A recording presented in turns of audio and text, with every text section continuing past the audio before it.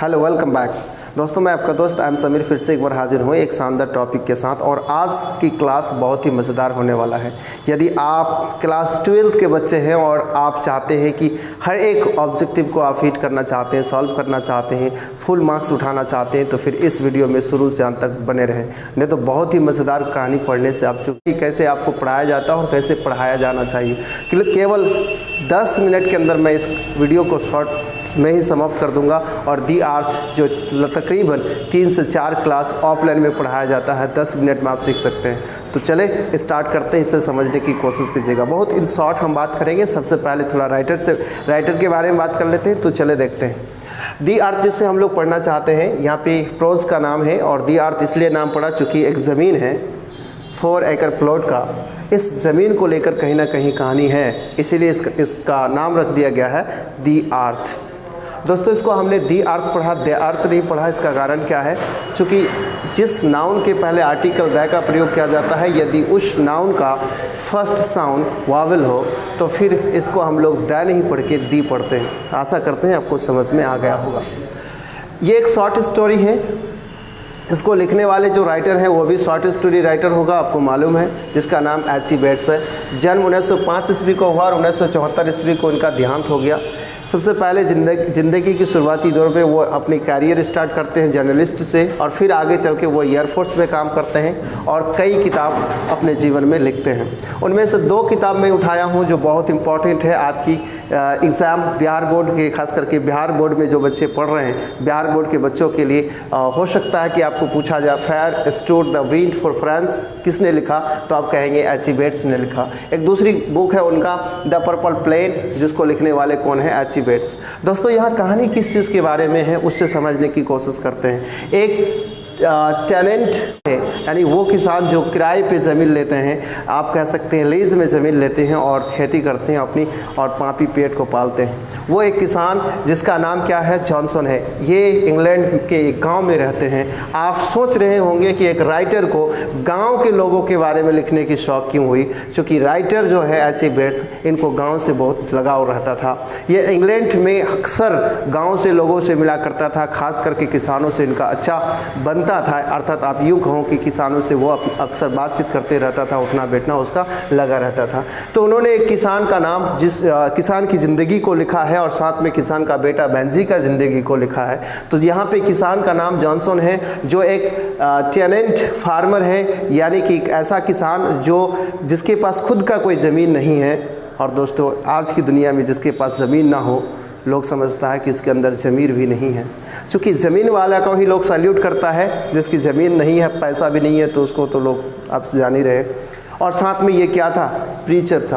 क्या? प्रीचर, यानी उपदेशकार, उपदेश देने वाले।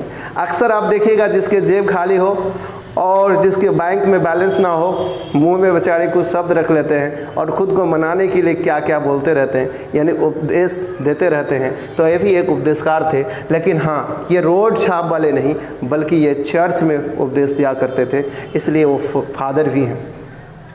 यहाँ पे एंड हिज सन कहने के मतलब उसका बेटा की कहानी है। उसका बेटा का नाम बेंजी है। और बेंजी कैसा लड़का है? तो एक सिंपल, क्या कहेंगे आप? सिंपल माइंडेड बॉय, यानी एक साधारण सा लड़का, बिल्कुल आप कह सकते हैं भोला सा, भाला सा, बिल्कुल देखने में पागल।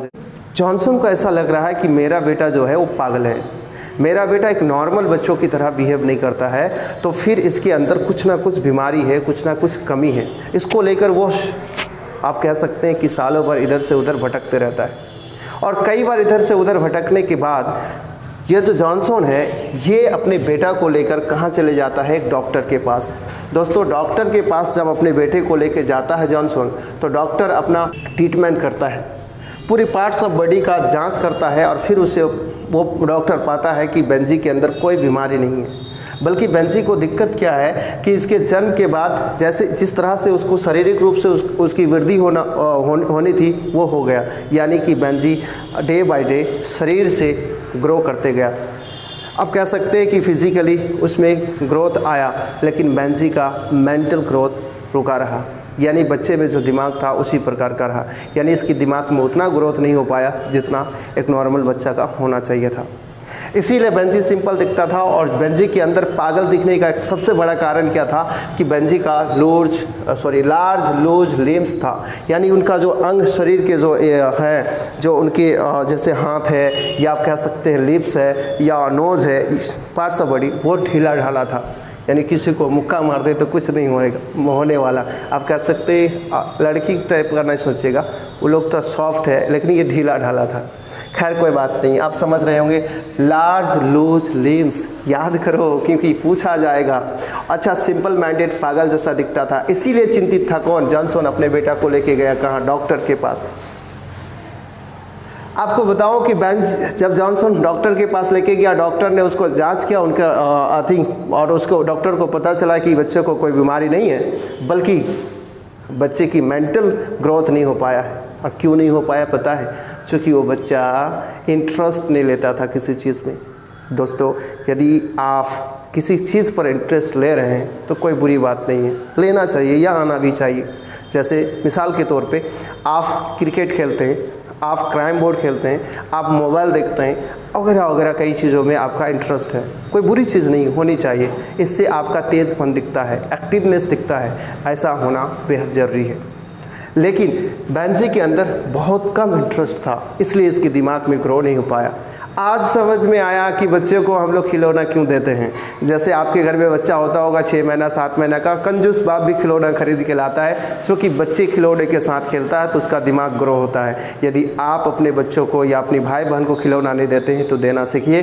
खिलौने से खेलने से बच्चे का दिमाग ग्रो होता है। लेकिन हाँ, 15 साल के बाद उसको खिलौना देने की कोशिश नहीं कीजिएगा, क्योंकि वो खिलौना कुछ और समझता है। हम नहीं बोलेंगे, आप समझ सकते हैं। खैर आइए, तो ये बेंजी अब बड़ा हो रहा था।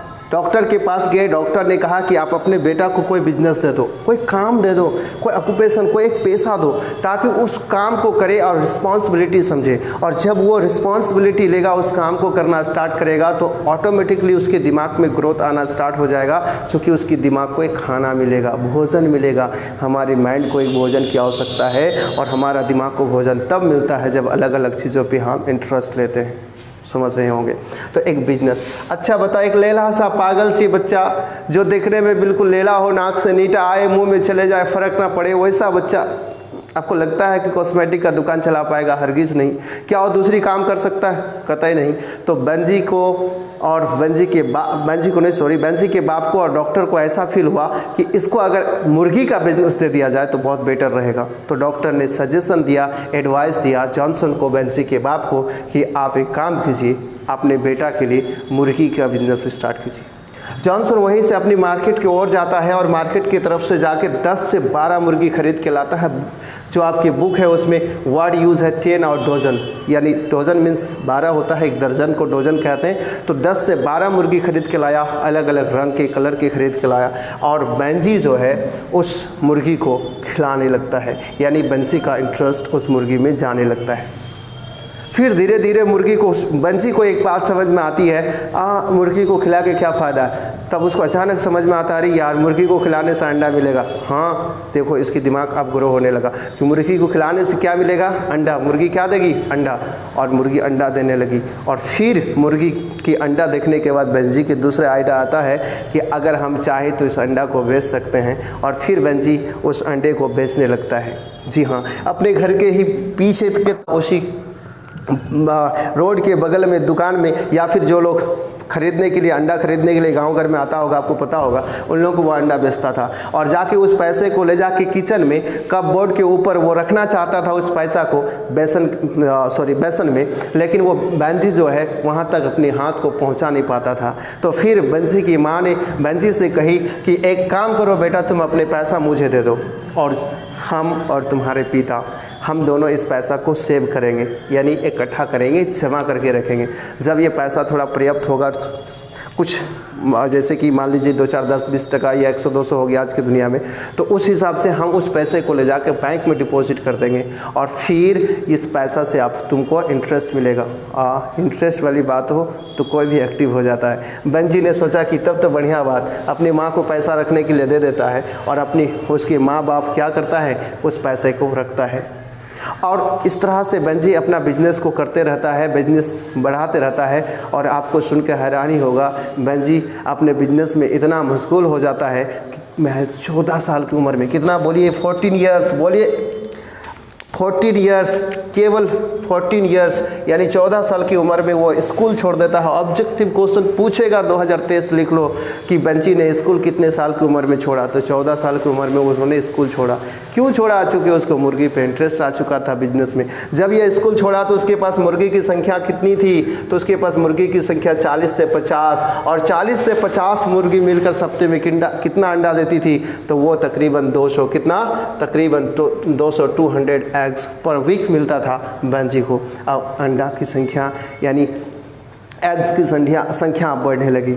अब बेंजी जो क्या है अपने पापा का, अब ध्यान दीजिएगा दोस्तों, यहाँ पे आके हम इधर की कहानी को रोक के थोड़ा इधर आना चाहते हैं। यह जॉनसन जो है ना, एक किराएदार किसान है कि किराए पे ज़मीन लिया है। ज़मीन किससे किराए पे लिया है थोड़ा समझो। पहली बात तो ज़मीन कितना है वो समझो। ये ज़मीन है, देखिएगा 2 ज़मीन है। हाँ, एक और चीज़ नोट कर लो, अगर आप ऑफलाइन पढ़ते होंगे तो आपको एक ही ज़मीन के बारे में पढ़ाया जाता होगा, लेकिन आज सच्चाई सुन लो कि ज़मीन एक नहीं 2 है। एक व्यक्ति का नहीं, 2 व्यक्ति का है। सुनो फिर समझ में आएगा। एक ज़मीन है जो 4 एकड़ प्लॉट है। कितने एकड़ का? ये ज़मीन 4 एकड़ प्लॉट है। और इसको अगर स्क्वायर यार्ड्स में देखेंगे, यार्ड्स मतलब होता है गज, गज में देखेंगे तो 480 स्क्वायर यार्ड्स होगा। इसको अगर आप स्क्वायर में फीट में चेंज करना चाहते हैं तो आप 3 से मल्टीपल करके कर सकते हैं। अब देखिए, ये ज़मीन का जो मालिक है दोस्त सैंडर्स है। कौन है? एक मिस्टर सैंडर्स नामक व्यक्ति से लीज पे लेके रखा है ज़मीन। कौन? जॉनसन। कितने साल पहले? 40 साल पहले। 40 साल पहले ये ज़मीन लीज पे लिया है जॉनसन, और अभी भी वो ज़मीन लीज पे वो कर रहा है। अब इस खेती को जोतने के लिए किसान को किन किन चीज़ों की आवश्यकता होता है? तो किसानों के पास क्या होना चाहिए? जॉनसन हैड पोजेशन इन, यानी जॉनसन को जो अधिकार था वो किन चीज़ों में था? पहला चीज़ आप लोग एक हाल, दोस्तों किसानों का वर्षों का एक ही आप सिस्टम देखते आ रहे होंगे, कंधे में एक हाल रखते हुए चलता होगा कहाँ? खेत की ओर। तो सबसे पहली चीज़ उसके पास क्या? अपना एक निजी, ये किराए का नहीं था, अपना खुद का था। क्या था? आप लो एक हाल। दूसरा 2 व्हील्ड कार्ट, यानी 2 पहिया वाली गाड़ी, यानी कि आप कह सकते हैं कि खेती करने के बाद जो अनाज है उसको लाना और उससे रिगार्डिंग काम करने के लिए 2 पहिया वाली गाड़ी, आप ठेला गाड़ी कह दो, कुछ भी गाड़ी कह लो। आगे समझो क्या है? टूल्स, कुछ और औजार्स उनके साथ था। बॉनी ब्राउन मैट, और एक रूखी सूखी पतली सी हड्डी सी निकली घोड़ी थी। घोड़ी, घोड़ा का उल्टा, आप कह सकते हो घोड़ा का दुल्हन, घोड़ी थी। और उसी से वो खेती क्या करता था? कौन? Benji, Johnson. बेंजी के बाप जॉनसन खेती क्या करता था? अब ये खेती कर रहा था। तो आप बताओ कि जॉनसन का निजी अगर प्रॉपर्टी कुछ था जीवन में तो क्या था? आप लोग 2 wheel cart, tools, Bonnie Brown mat, और इसके अलावा एक पत्नी होगा। और क्या? और पत्नी के साथ एक लेला बेटा है बेंजी। इसके अलावा उसके पास कुछ नहीं। हाँ, एक झोपड़ी है ना, एक घर भी था, एक घर भी था। अच्छा, वो घर कहाँ था? घर भी इसी ज़मीन पे था, इसी ज़मीन पे घर था। ध्यान देने वाली बात यह है कि अब ये जॉनसन जो है अपना बेटा को क्या दे दिया है? मुर्गी का बिजनेस दे दिया है। बेटा अब 14 साल की उम्र में क्या स्कूल भी छोड़ दिया, मुर्गी की बिजनेस इसका ग्रो कर रहा था। अब धीरे धीरे इसको ग्रो करने के लिए स्कूल छोड़कर उन्होंने बिजनेस में आगे बढ़ा। और न्यूज़पेपर, एक मज़े की बात समझाते हैं आपको। बेंजी पढ़ सकता था, चूँकि स्कूल जाता था तो लिखने पढ़ने में समर्थ था, अपने उंगलियों को गिन सकता था, किसी चीज़ को यानी सम को कर सकता था, काउंट कर सकता था, डिजीज़ को, नंबर को। तो ये पढ़ने लिखने में थोड़ा सा काबिल था।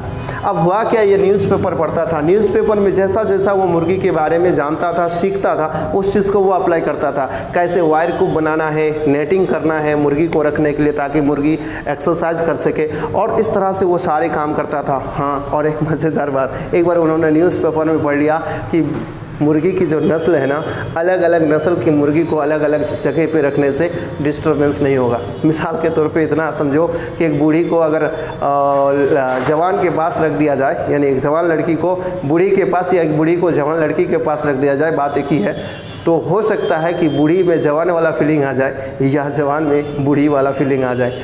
इसीलिए ये कॉन्सेप्ट है कि मुर्गी अलग अलग नस्ल के और अलग अलग एज के, जवान को बूढ़े से, बूढ़े को जवान से, अलग अलग नस्ल को अलग रखने से होगा क्या कि वो अपने एज के हिसाब से एक्ट करेगा, एक्टिविटी करेगा, तो वो ज़्यादा अच्छा होगा और ज़्यादा मुर्गी अंडा दे पाएगी। इसलिए उन्होंने मुर्गी की घर को और बढ़ाते चला गया। और जॉनसन प्रियचर अपना मगन है, इस जानते हो ये लीला को खाली भरोसा किस पे? भगवान पे। हर बात में जो है वो भगवान भरोसे छोड़ देगा कि कुछ भी होगा तो भगवान देगा तब होगा।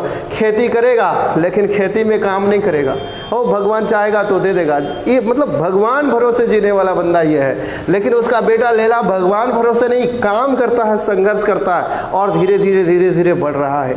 आप देखिए क्या हुआ कि इसके अकाउंट में जो पैसा माँ बाप जमा करता था ना, वो पैसा जमा हो रहा था। अब बंजी लैला का कितने साल का हो गया? 21 ईयर्स ओल्ड, 21 साल का हुआ। और 21 साल का जब हुआ ना, तो बंजी की बाप तो बोलने में पहले से ही नेता था। इन्होंने क्या किया, एक सरमनी एक रखा, कहने के मतलब एक अवसर टाइप का बनाया, एक स्पीच दिया, यानी कि एक प्रोग्राम किया, आप कह सकते हैं कि एक सेलिब्रेशन की तरह। और उसमें वो एक स्पीच दिया और अपने बेटा के तारीफ में और खुद के बारे में इतना कुछ बोला जैसे मानो कि अपना बेटा को किसी देश का प्रधानमंत्री बना दिया हो।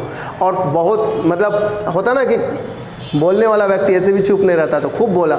और बोलने के बाद 21 साल का बंजी हो चुका था, इसको अधिकार मिल चुका था बाय आप लॉ कि आप ये क्या कर सकता है, अपने नाम से अकाउंट खोल सकता है। तो इनके अकाउंट में पैसा ट्रांसफ़र करना था, तो वो पासबुक जो है ट्रांसफ़र करके दे दिया गया किसको? बंजी को। उस वक्त बंजी के पासबुक में कितना पैसा था?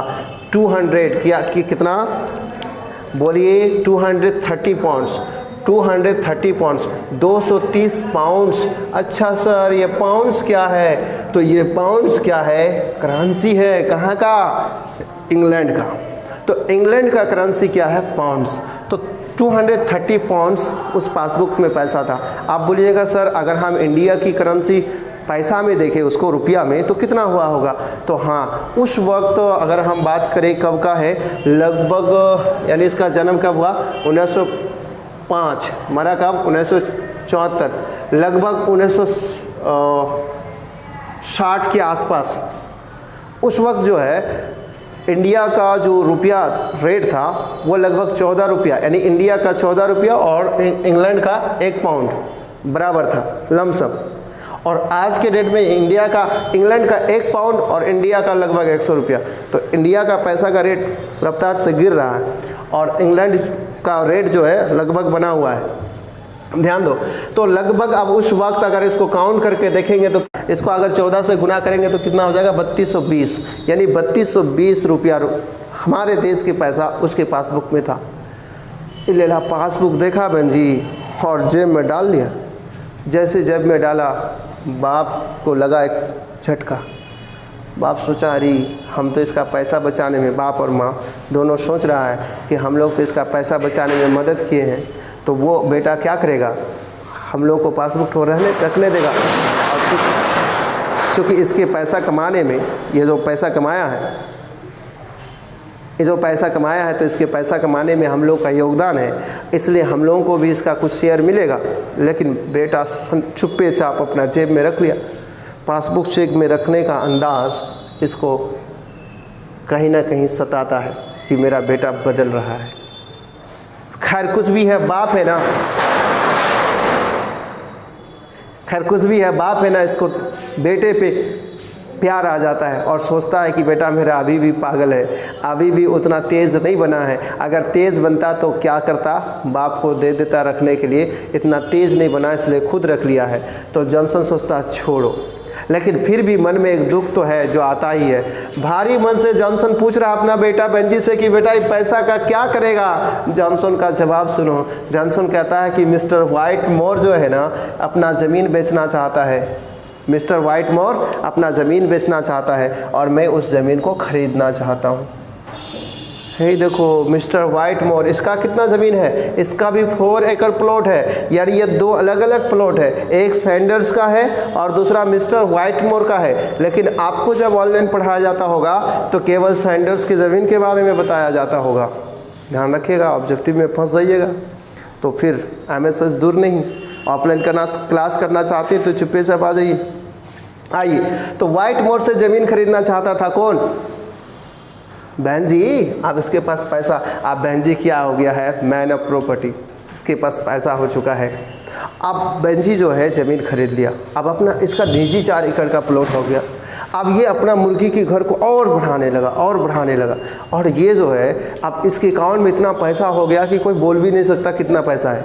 मुर्गी का इतना संख्या बढ़ा लिया कि कोई कह भी नहीं सकता कि कितना संख्या है।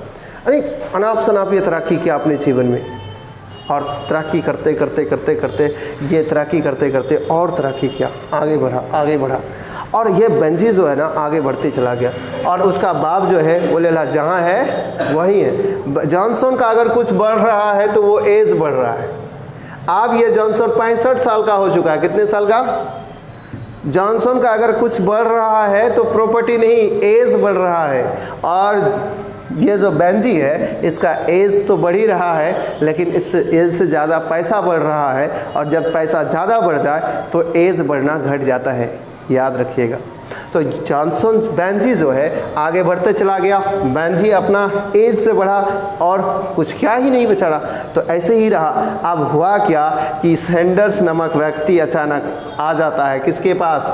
जॉनसन के पास, और कहता है कि जॉनसन एक काम कर, तू ना मेरा ज़मीन खरीद ले, क्योंकि मेरी ज़मीन को ऐसे भी जो है ना, अब ये एरिया जो है मेरा ज़मीन जहाँ है ये इंडस्ट्रियल एरिया हो रहा है, और इस ज़मीन को हम बेच देना चाहते हैं। अगर तुम इस ज़मीन को खरीदोगे तो तुमको हम दे देंगे, और नहीं खरीदोगे तो दूसरा दूर नहीं है, दूसरा खरीदने को तैयार है। ये कहता कि रोको, हमको थोड़ा टाइम तो कोशिश करते हैं।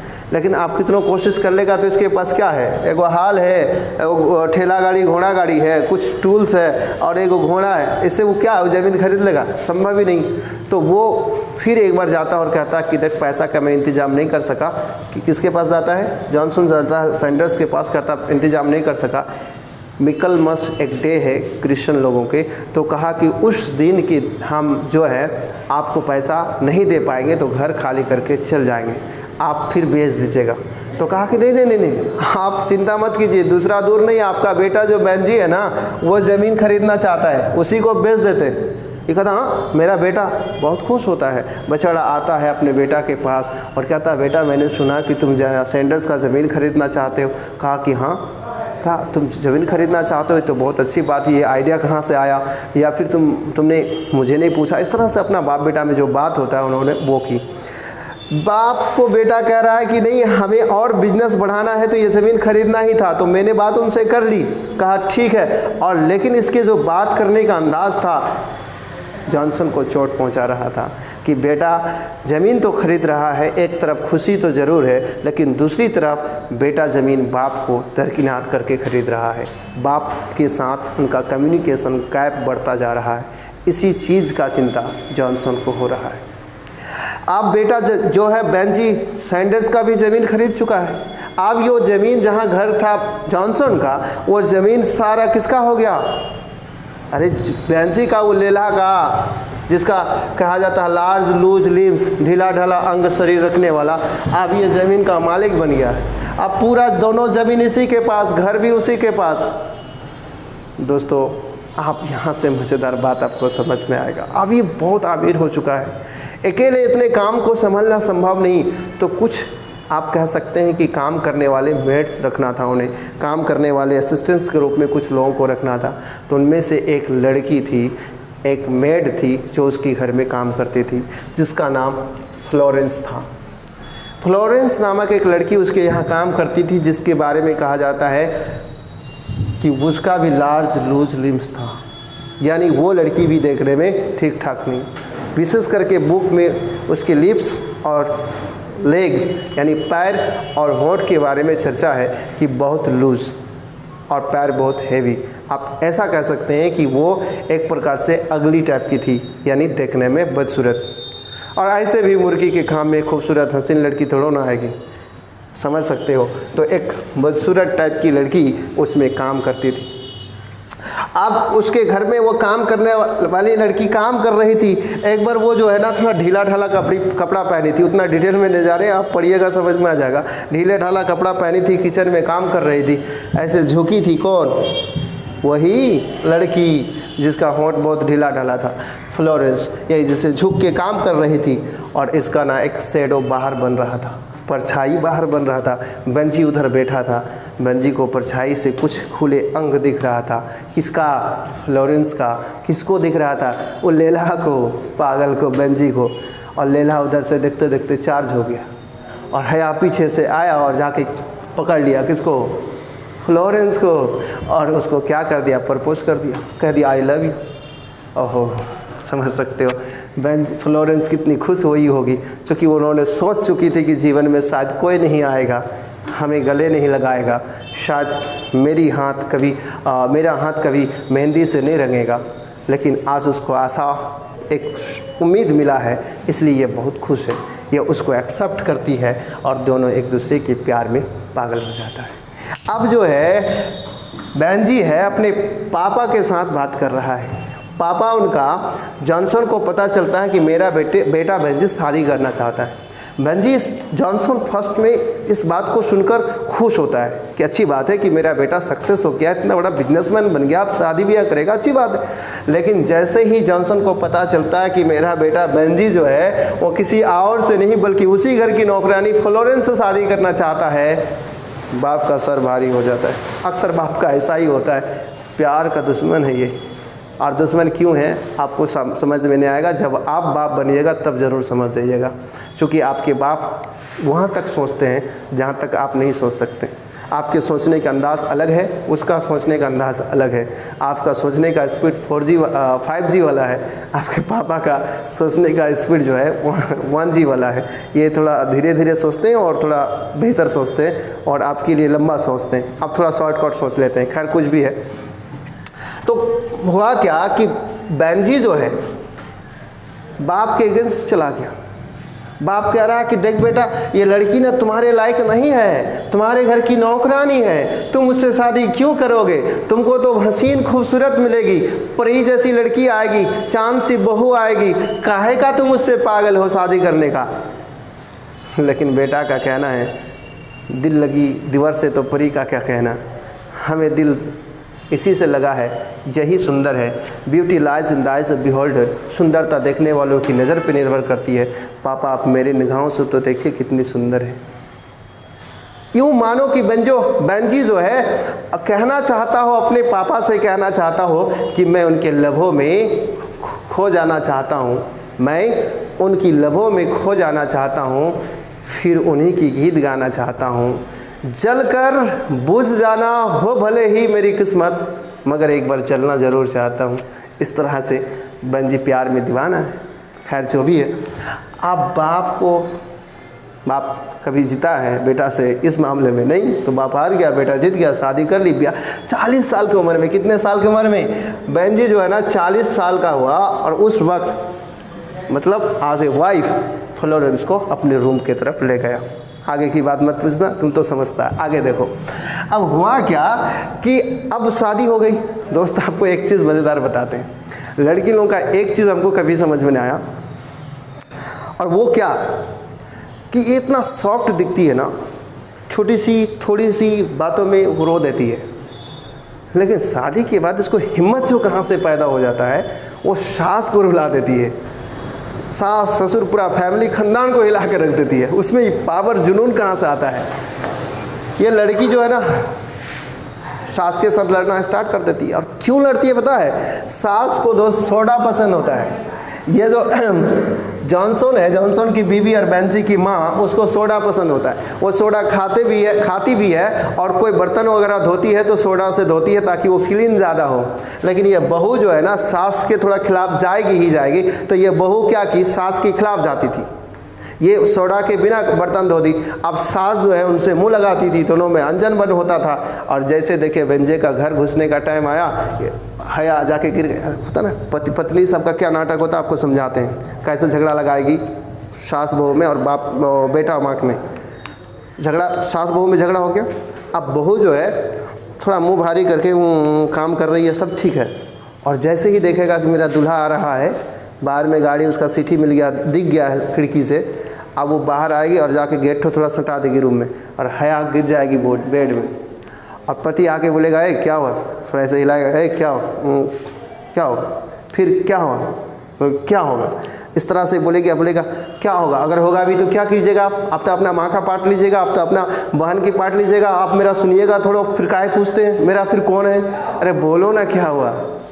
नहीं आप बोल के क्या इस तरह से वो पिन मार देगी। इधर लड़का निकलेगा उधर कपड़ा वपड़ा चेंज करके और कहा मम्मी आप लोगों को काम दाम नहीं मिलता है? भैया देखो, जैसे ही बेटा पहली बार पूछा मम्मी आप लोग को काम दाम नहीं मिलता, लड़ती झगड़ती रहती है। माँ को लगता है सब दिन मैंने बेटा को समझाया, आज बेटा हमको समझा रहा है। फिर दुख पैदा होता है और फिर ये झगड़ा घटने के बजाय बढ़ते रहता है। यही कारण है कि एक बार बहन जी की बीवी के कहने पर बहन जी ने क्या किया, अपने माँ बाप से कह दिया कि तुम लोग किचन में खाओ, हम लोग अलग रूम में खा लेते हैं। माँ बाप को मानना था। और एक चीज़ मज़ेदार बताने भूल गया आपको, पता है शादी के दूसरे ही दिन ये लोग क्या किया, अपने बाप माँ को रूम चेंज करवा दिया। सामने वाला रूम जो सुंदर सही रूम था उसमें उसके माँ बाप रहता था, तो ई कल्ठी ये जो है ना, ये बोल दी क्या कि हमको वो वाला रूम चाहिए। तो पत्नी के बात पे आ गया बहन जी, और क्या किया वो अपने माँ बाप को कहा कि तुम लोग ना ये वाला रूम खाली कर दो, इसमें हम लोग रहेंगे। तो माँ बाप है, बच्चों का ऑर्डर मानना पड़ा, और घर तो अभी बंसी का तो मानी, और उसमें उन लोग रूम खाली करवा दिए। बहुत भारी मन से कराए। और फिर कुछ दिन के बाद बोलता तुम लोग किचन में खाओ, हम लोग यहाँ खाएंगे। और कुछ दिन बाद तो ऐसा हाल है कि मान लो कि ये लोग क्या क्रॉस करता हो गेट, और दोनों एक दूसरे के गेट्स में क्रॉस करता हो ना, तो लगता हो कि वो मतलब बॉर्डर क्रॉस कर रहा है, एक दूसरे को देखेगा भी नहीं। और बिल्कुल ऐसे ही घूम घूम के चलना, सास बहू में झगड़ा, पूरी घर में आप कह सकते हो पूरा वातावरण चेंज। आखिरकार बहन जी की निर्दया दिल माँ बाप को घर से बाहर छोड़ देता है। एक वैन फोर्ड गाड़ी होता है उसके पास, उस गाड़ी में बिठाकर माँ बाप को लेके जाता है और इंग्लैंड के एक चौराहे पर छोड़ के आ जाता है। दोस्त, मैं आपसे आखिर में इतना कहना चाहता हूँ, कुछ कर पाना या नहीं, मगर अपने माँ बाप का सम्मान जरूर करना। जय हिंद, जय भारत।